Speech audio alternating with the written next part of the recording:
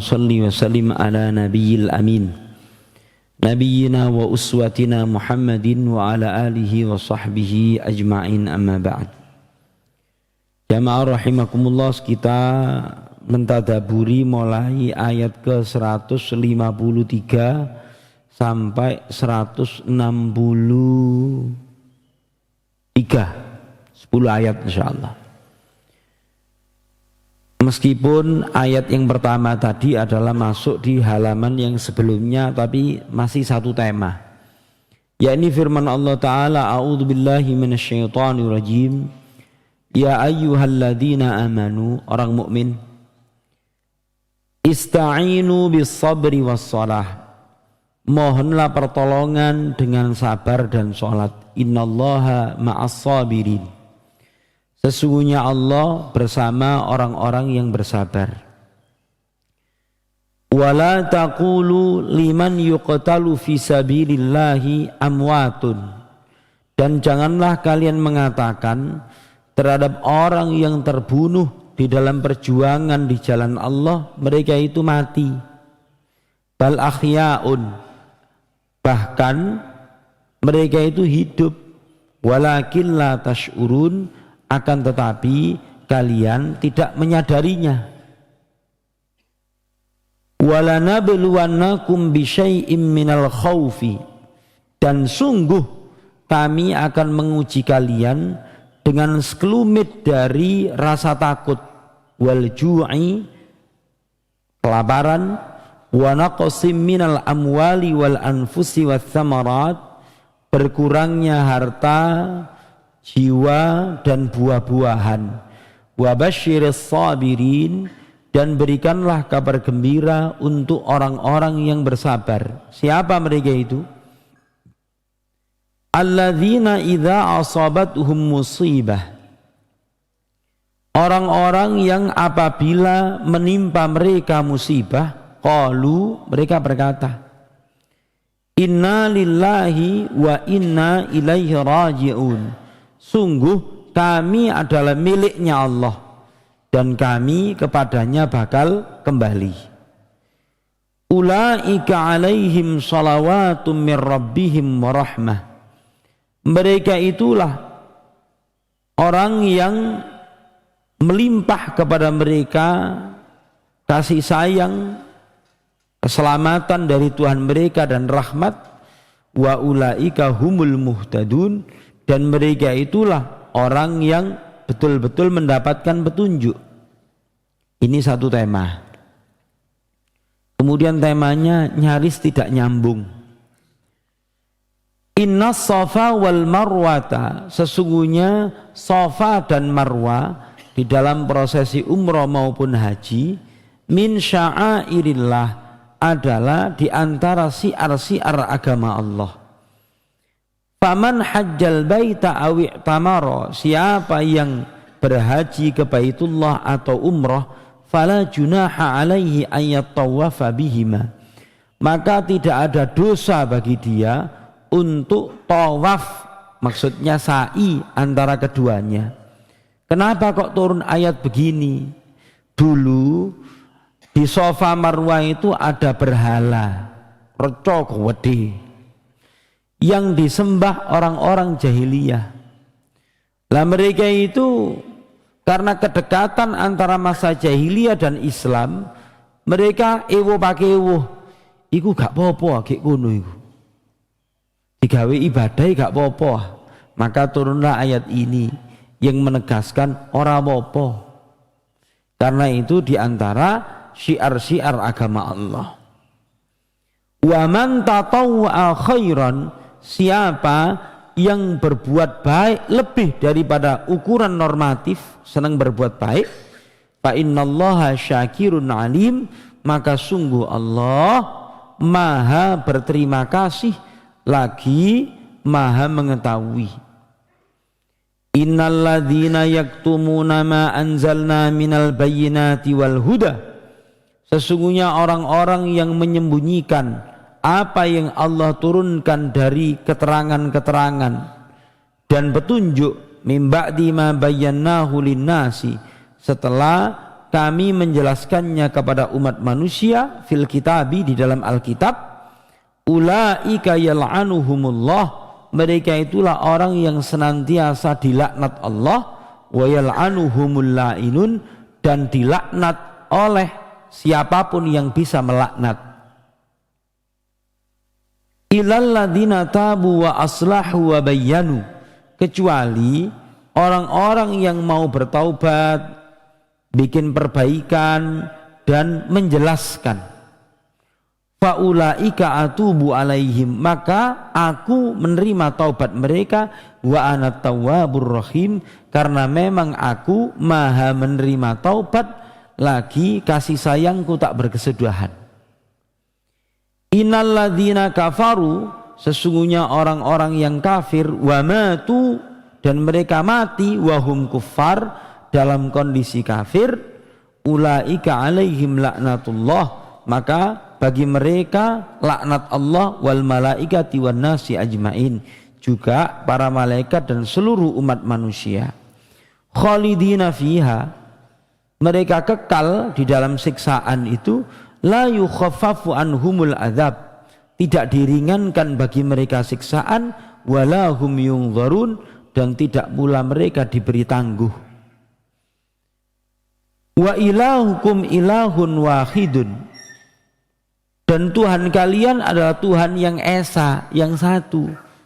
La ilaha illa huwa, tiada Tuhan yang berhak disembah kecuali Dia, Ar-Rahmanu Ar-Rahim, Maha Pengasih lagi Maha Penyayang. Para jamaah sekalian, ini ayat agak mirip-mirip nanti kelanjutannya dengan ayat yang Anda tilawah di surat Ali Imran tadi itu. Jadi 1 atau 2 halaman setelahnya juga menceritakan tentang prosesi orang yang mengikuti peperangan bersama Rasulullah SAW. Agak mirip-mirip. Bahkan di dalam surat Ali Imran itu redaksinya agak mirip. Wala taqulu liman yuqtalu fi sabilillahi amwata bal ahya'un inda rabbihim yurzaqun. Kalau di sini wala taqulu liman yuqtalu fi sabilillahi amwat bal ahya'un walakin la tash'urun. Mirip banget. Kita tengok yang ditadaburi apa ini. Yang pertama yaitu lafadz innallaha ma'as sabirin yang digandeng dengan wala taqulu liman yuqtalu fi sabilillahi amwat. Kesabaran orang yang mati syahid itu dikatakan di sini menggunakan innallaha ma'a. Artinya perjuangan mereka itu senantiasa dibersamai oleh Allah Subhanahu wa taala. Itu cukuplah kemuliaan bagi mereka. Yang nomor 2, wala taqulu liman yuqtalu fi sabilillahi amwat, masih ayat yang sama, bal ahya'un walakin la tash'urun. Dikatakan oleh Syekh Sa'di begini, wa minal ma'lumi annal mahbuba la yatrukuhul aqilu. Sesuatu yang sudah diketahui bahwa orang berakal itu tidak akan sudi meninggalkan sesuatu yang disenangi, illa li mahbubin a'la minhu wa a'zam, kecuali kepada sesuatu yang disukai tapi lebih daripada yang sebelumnya. Maka fa akhbara ta'ala anna man qutila fi sabilihi, bahwa orang yang terbunuh di dalam perjuangan di jalan Allah, bi an qatala fi sabilillahi litakuna kalimatullahi hiyal ulya, yaitu perjuangan supaya tegaknya kalimat Allah, wa dinahu zahir, kemenangan perjuangan agamanya, tidak ada motivasi selain itu, mereka itu berpindah kepada kehidupan yang berkualitas.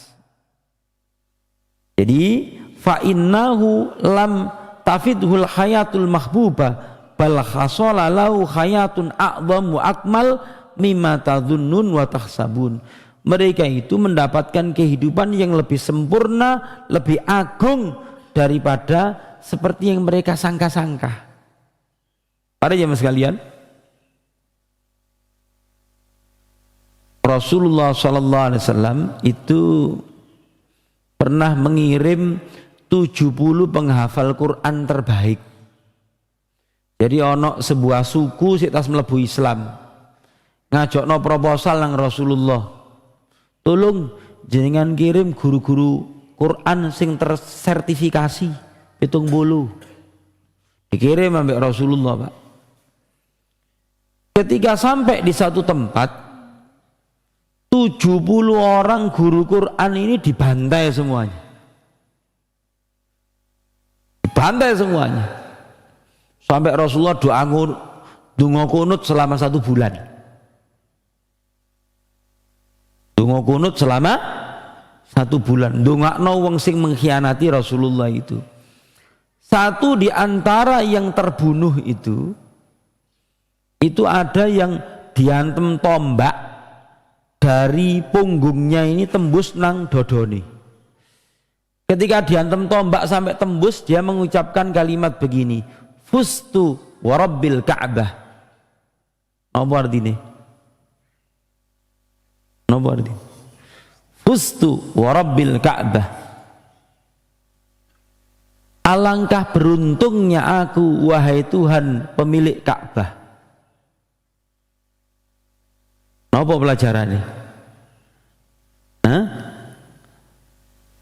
Dia merasa kematian dengan cara seperti itu kemuliaan. Ini maksudnya. Gitu. Itu nanti silakan dibaca sendiri riwayat itu. Sing intine terbunuh di dalam perjuangan di jalan Allah itu dirasakan oleh orang mukmin sebagai kemuliaan. Fuztu wa rabbil Ka'bah. Yang berikutnya masih ayat yang sama. Satu ayat berikutnya 155 walana beluannakum itu ditadaburi begini. Innama ibtalu bihadza liyakuna ayatan liman ba'dahum. Orang yang menjalani prosesi perjuangan agama itu dikasih info oleh Allah Subhanahu wa taala, mereka itu diuji dengan rasa takut, kelaparan, berkurangnya harta, berkurangnya jiwa, berkurangnya buah-buahan, dan 5 hal yang semacam itu. Supaya itu menjadi penanda yang diketahui oleh orang-orang yang mengikuti mereka sesudahnya. Faya'lamu annahum innama sabaru ala hadza hina wadaha lahumul haqq. Supaya orang-orang yang berjuang itu mengetahui, ini loh, generasi sebelum Anda itu juga mengalami hal yang sama. Tapi mereka itu mengetahui kebenaran apa yang diperjuangkan, siap bersabar terhadap itu. Bapak-bapak, ibu-ibu, kalau takmir masjid Baitur Rahmah ini ngejak family gathering telung dino ke hotel ke Batu, seneng napa mboten? Seneng ya? Kemah ke Batu telung dino seneng apa ndak? Seneng. Kalau suami Anda ngejak kemah 2 tahun 8 bulan ke Sendang Biru, gelem apa ndak? Kemah. Jadi Ibunda Khadijah itu diajak kemah ambek Rasulullah 2 tahun 8 bulan atau 2 tahun 10 bulan di Syi'bi Abi Thalib, dicelah di Mekah kuno, karena Rasulullah dan para sahabat dan keluarga besarnya itu diboikot, diembargo. Ibunda Khadijah usia berapa? Swidak 5, sekitar swidak 5-an. Iku lagi kene lak wis lak tuwek habisan. Kema seminggu ae ambek wong umur swidak 5 iki lak wis wong WC-ne njauki kloset duduk kok. kemah njuk nggawa kloset duduk lah yo. Lah Ibunda Khadijah itu begitu, Pak. Rasulullah sallallahu alaihi wasallam usia sekitar 53 tahun. Kemah, Pak. Tidak boleh ada transaksi perdagangan, tidak boleh ada muamalah apapun. Sampai keluarga besar Rasulullah yang mukmin maupun kafir, pokoknya sing melindungi Rasulullah itu yo makan godong-godongan itu. Buduk botok timbuan lho kudu, Pak. Buduk botok tempe karo teri bukan. Nah, itu konsekuensi perjuangan. Itu 2 tahun 8 bulan Rasulullah digitukan, meninggalkan rumahnya, tinggal di kemah-kemah begitu. Loh, kemah itu enak lek persami. Apa meneh iso nge-grab food, enak itu. Tapi 2 tahun 8 bulan, 10 bulanan, hampir 3 tahun. Oh belum selesai ini. Waqila, ada yang mengatakan, apa sih kok dikenekno barang ini? Qila a'limhum bihadza liyakunu ala yaqinin minhu annahu yusibuhum. Konsekuensi perjuangan itu biasanya ujian seperti itu. Beritahukanlah kepada orang yang mau mengambil konsekuensi perjuangan agama bahwa mereka sedikit banyak akan mengalami seperti itu, supaya mereka siap. Di sini dikatakan begini, fayakunu ab'adu lahum minal jaza'. Dengan mengetahui konsekuensi perjuangan itu seperti itu, mereka itu tidak stres, luwih siap. Mirip ibu-ibu kalau mau melahirkan anak pertama, diberitahu sama dokter sama bidan, Bu, melahirkan itu sakit loh ya. Ini jauh lebih siap, terutama sing anak pertama, daripada orang-orang pemberitahuan sebelumnya. Ya Pak ya, iki kok ono gak pati nyamani loh ya perjalanan kita ini. Lah sama dengan Rasulullah itu, setelah mimpi diangkat dari Rasul, kudu mimpi, mengalami kejadian pewahyuan diangkat jadi nabi, kemudian diangkat jadi Rasul, jadi nabi itu Iqra, jadi Rasul itu ya ayyal mudaththir. Itulah menjumpai malaikat Jibril dalam rupa aslinya. Nah, ngono Pak. Kalau Anda yang dapat fenomena seperti itu, ya Allah, mudah pangkat rek aku rek. Malah ngono.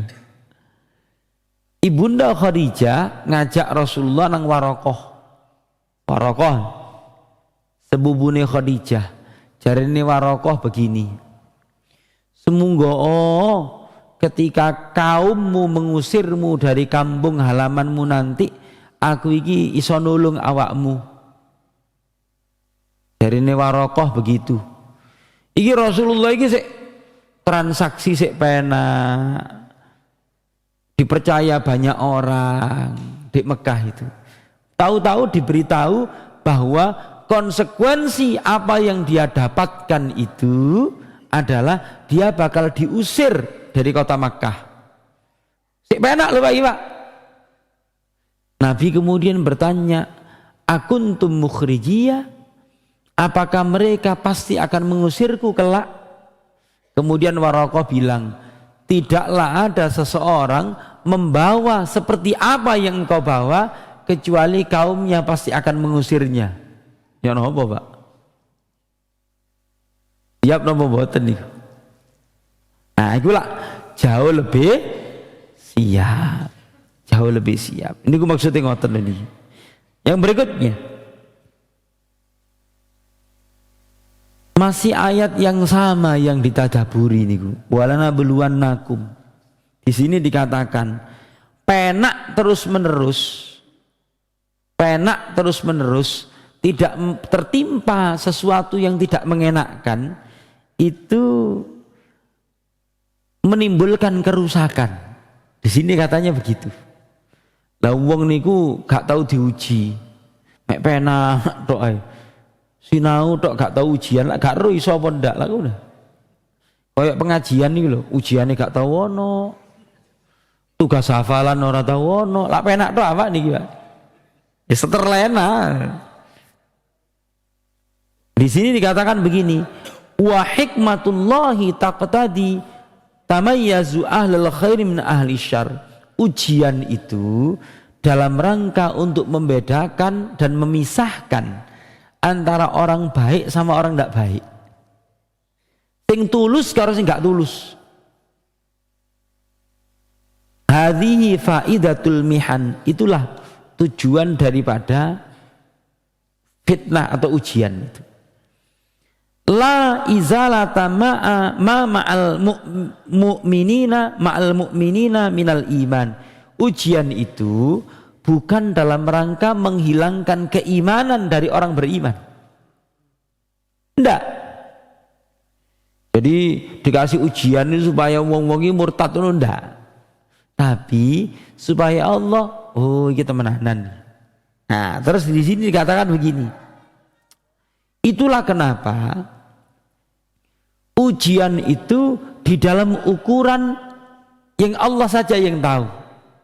Misalnya, di sini dikatakan kalimatnya itu minal khaufi, sebagian rasa takut, wal ju'i, sebagian rasa lapar. Kenapa kok sekelumit? Sebab kalau rasa takut itu menyeluruh akan membuat orang itu akan tidak mungkin kuat menanggungnya. Kalau rasa lapar itu terlalu berlebihan, itu bisa membinasakan. Lah ngono, Pak. Berkurangnya bahan makanan itu lek mek titik ini lah kita diujian kesabaran. Tapi lek gak ono blas terus menerus itu lah kematian nanti. Bahaya. Nah, itu maksudnya begitu. Jadi sekelumit saja dari rasa takut, ketakutan terhadap musuh yang bakal menyerang, kemudian rasa lapar yang cuman sedikit, gitu itu maksudnya. Yang berikutnya, ini sing asik ini, yaitu 3 kali yang ditadaburi itu cuman ayat alladzina idza asabathum musibah qalu inna lillahi wa inna ilaihi rajiun. Apa kok itu? Di sini dikatakan begini, Pak. Kalimatnya itu bagus. Orang yang tertimpa musibah, dia dianjurkan mengucapkan kalimat inna lillahi wa inna ilaihi rajiun itu maksudnya adalah memantik kesadaran, ai mamlukina lillahi mudbirina tahta amrihi wa tasrifihi falaisa lana min anfusina wa amwalina syai'. Manusia itu supaya tahu kalau pemilik dia yang sebenarnya itu adalah Allah. Jantung kita ini miliknya Allah, tangan kita ini miliknya Allah, rambut kita ini miliknya Allah, nyawa kita ini miliknya Allah, zahir batin kita ini miliknya Allah. Nah, kita tidak memiliki sebetulnya sedikit pun dari kepemilikan itu. Fa idza batalana bi syai'in minha, kalau Allah menguji seseorang di dalam semesta ini, faqad tasarrafa arhamar rahimin bimalakihi wa amwalihim fala i'tirada alaihi. Jadi Syekh Sa'di, Allah itu yang maha pengasih lagi maha penyayang, yang paling welas asih itu lagi bertindak kepada yang dimilikinya. Fala i'tirada alaihi. Loh, terus gaya apa menolak? Kok gak terima loh? Bisa dipahami, Pak, ya? Ini botol ini milik saya. Lah ketika tak delengi ini atau tak delengi lak sak karepku sih. Ngono lho, Pak, maksudnya. Lah iki botol iki botol-botolku. Katene tak buka, tak cekel, tak oyong-oyong sak karepku to. Itu maksudnya. Kesadaran itu yang hendak dipantik. Itu satu. Tapi ingat loh ya, Arhamur Rahimin, zat yang maha welas asih itu lagi bertindak, berbuat kepada yang dimilikinya. Yang memiliki sifat welas asih mosok sakarepe dhewe. Bisa dipahami ini para jamaah sekalian? Jadi bukan lantas Allah itu mentang-mentang memiliki alam semesta ini kemudian bertindak itu ngawut. Gitu. Yang berikutnya masih ayat yang sama. Inna lillahi allamu lil milki. Lam itu menunjukkan kepemilikan. Wal malik yaf'alu fi mulkihi ma yasha. Raja yang memiliki sesuatu itu bertindak di wilayah kekuasaannya terserah dia. Para jemaah sekalian, panjenengan memiliki surat tanah. Punya surat tanah, Pak? Insya Allah punya. Ngeten maksudnya.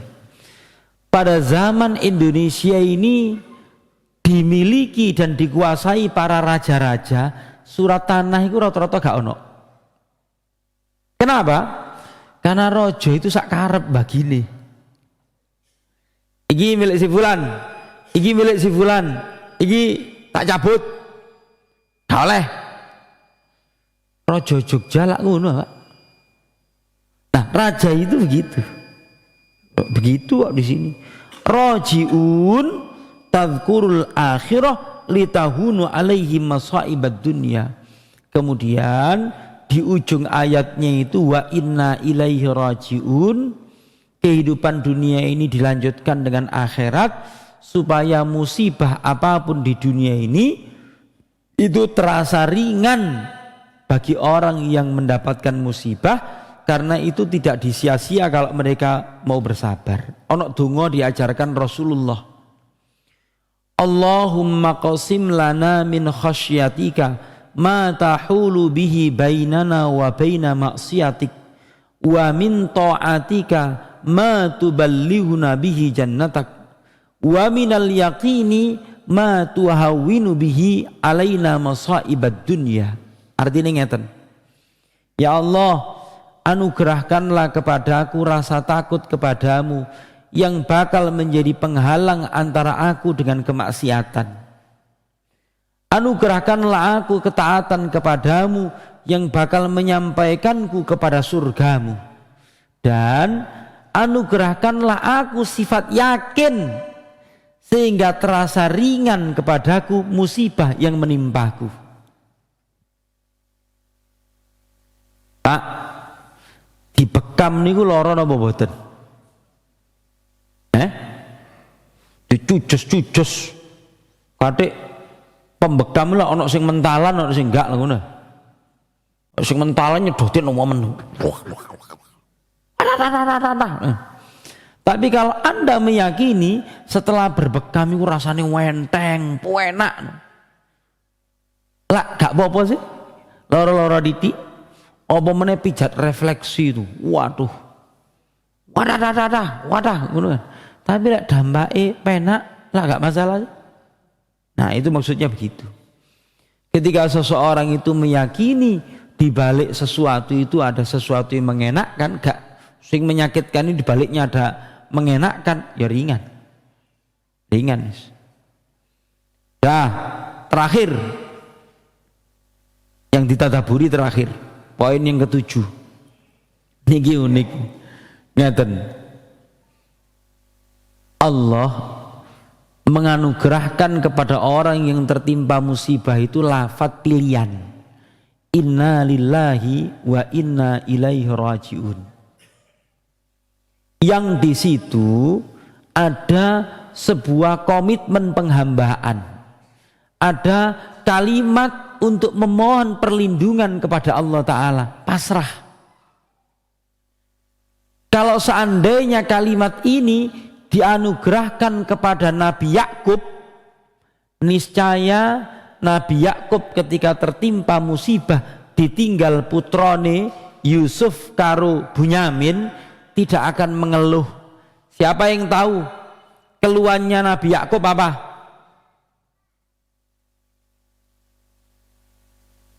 Bagaimana Pak keluhannya Nabi Yakub? Hah? Ada yang hafal surat Yusuf? Hah? Keluhannya itu bukan keluhan. Beliau mengucapkan begini, ya asafa ala Yusufa wabyaddat aynahu minal huzni fahuwa kadhim. Ya asafa, atuh cara Arab itu ya asafa. Iso sih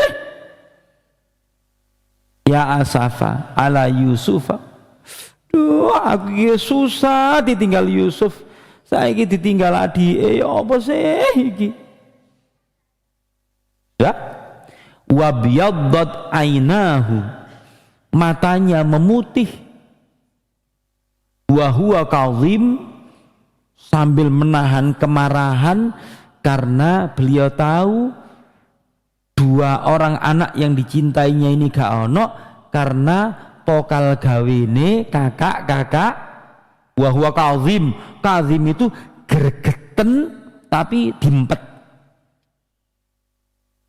Gregeten diempet. Ya? Itu silakan tengok surat Yusuf. Jari ini Ibnu Atiyah dikatakan di sini, semunggo kalimat innalillahi wa inna ilaihi rajiun itu dianugerahkan kepada nabi-nabi sebelum Nabi Muhammad. Niscaya Nabi Yakub tidak akan mengucapkan kalimat ya asafa, tapi beliau akan mengucapkan kalimat innalillahi wa inna ilaihi rajiun. Ngoten lho Pak maksudnya. Sekarang cara mengamalkan satu halaman ini. Yang pertama, mintalah mati syahid dengan ketulusan hati. Mani Pak, mintalah mati syahid dengan ketulusan hati. Di dalam Riyadhus Shalihin, kitab yang dikaji di sini, Riyadhus Shalihin. Oh dulu sama saya. Di dalam bab yakin, di dalam bab jujur itu ada sebuah hadis begini. Man sa'ala syahadah bisidqin ballaghahu Allahu manazil syuhada wa in mata ala firasyih. Siapa yang meminta mati syahid dengan tulus, dengan jujur, Allah akan menyampaikan dia ke derajat orang yang mati syahid meskipun meninggal di atas tempat tidur. Yang penting jujure memang lho Pak. Di sini dikatakan is'alillah ta'ala syahada shadiqan min qalbika. Mintalah mati syahid tulus dari dasar hatimu. Itu satu. Nomor dua, ketika mendengar ada musibah menimpa seseorang atau menimpa diri Anda, ucapkanlah innalillahi wa inna ilaihi rajiun. Yang nomor tiga, mohonlah kepada Allah afiat, terpeliharanya diri dari malapetaka dunia dan malapetaka akhirat. Allahumma inni as'alukal afwa wal afiyah. Kemudian kalau tertimpa musibah, ucapkanlah inna lillahi wa inna ilaihi rajiun. Allahumma ajurni fi musibati wa khlufli khairan minha. Ya Allah, berilah pahala aku terhadap apa yang menimpaku dan berilah aku ganti dengan yang lebih baik. Tahu jihad, arahan kehidupan. Musibah terkait jiwa, harta, dan lain-lain dalam rangka meninggikan derajat orang mukmin jika mereka mau bersabar. Satu. Yang nomor dua, Menyembunyikan ilmu mendatangkan laknat. Menyembunyikan ilmu mendatangkan laknat. Nomor 3, ulama ulama yang jahat dilaknat oleh yang apapun yang bisa melaknat, sementara ulama yang benar dimohonkan ampun segala yang bisa memohonkan ampun. Sudah selesai. Alimus yal'anuhu kullal la'inin wa alimul haqqi yastaghfiru lahu kullal mustaghfirin. Orang yang berilmu yang jahat dilaknat oleh siapapun yang bisa melaknat. Orang yang berilmu yang benar maka dimohonkan ampun oleh segala makhluk yang bisa memohonkan ampun. Itu yang terakhir. Adakah sesuatu pada jemaah sekalian?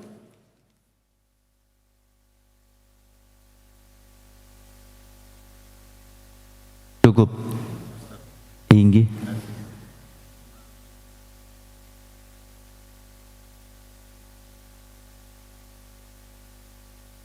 Baik, ada pertanyaan. Oke, ini konteksnya itu sebetulnya terkait perilaku orang Yahudi sama Nasrani. Mereka-mereka yang mengetahui kebenaran bahwa ciri Rasul akhir zaman itu ada pada Nabi Muhammad, tapi mereka mengingkari hal itu. Itu satu. Lah kalau sekarang Anda mengetahui sebuah ilmu, tapi ini kalau disampaikan kepada orang yang bersangkutan ini berbahaya. Jadi ini seorang dokter, Ustadz, gawe sianida itu gampang. Gawe sianida itu gampang.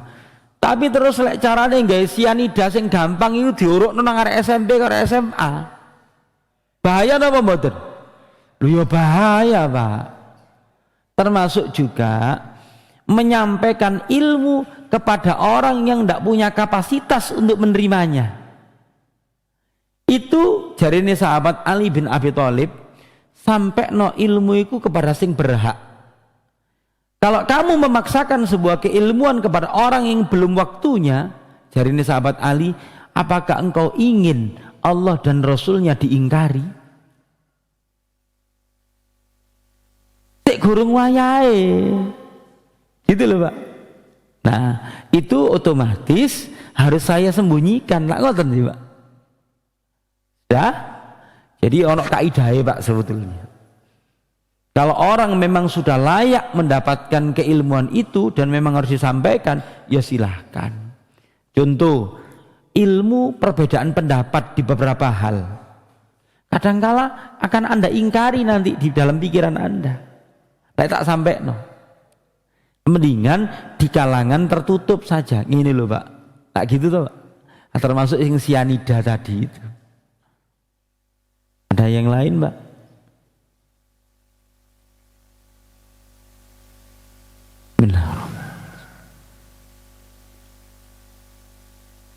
Ampun, kita tutup dengan doa kafaratul majlis. Subhanakallahumma wa bihamdika asyhadu an la ilaha illa anta astaghfiruka wa atubu ilaik. Assalamualaikum warahmatullahi wabarakatuh.